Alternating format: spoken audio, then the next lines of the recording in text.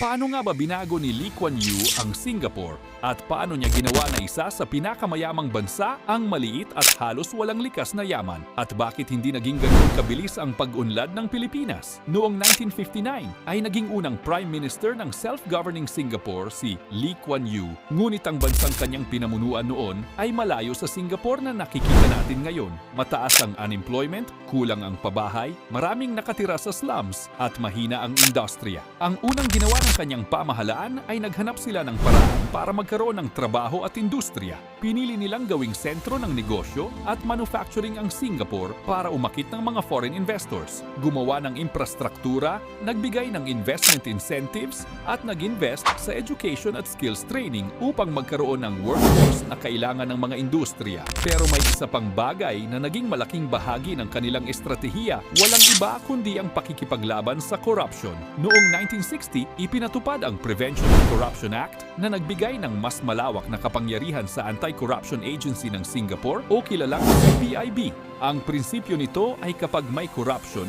ay dapat imbestigahan at parusahan kahit pa mataas ang posisyon ng nasasangkot.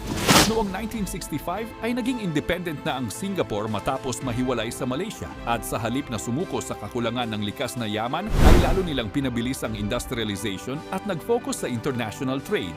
Sa paglipas ng mga dekada ay unti-unti nang lumago ang industriya, edukasyon, infrastruktura, housing at international business sa kanilang bansa at makikita ang laki ng naging agwat sa kasalukuyang income per person.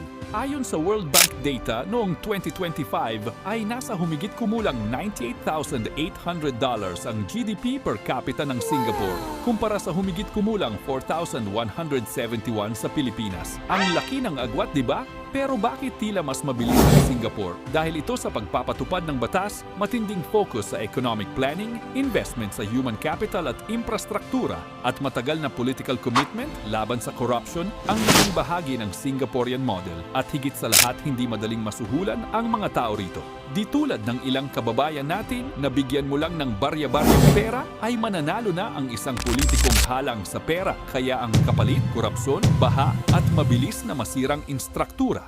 Kaya ang kwento ni Lee Kuan Yew ay hindi simpleng kwento ng isang leader, kundi kung paano niya sinubukan ng isang maliit at mahirap na bansa na gawing sandata ang disiplina, edukasyon, trabaho at malinis na pamahalaan at pangmatagalang pagpaplano. At marahil ang pinakamahalagang aral sa bansang ito ay ang pag-unlad ng isang bansa ay hindi lamang nakasalalay sa likas na yaman, kundi nakasalalay din ito sa kung paano ginagamit ng pamahalaan ang kapangyarihan nito.